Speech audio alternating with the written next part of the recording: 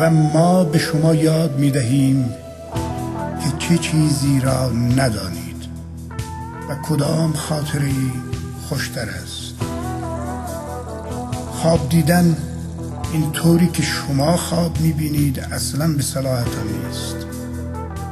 اشک این طورها که شما می ریزید قطره قطره اصلا معنا ندارد. به قلقل چشم نگاه کنید، مگر از اندوه است؟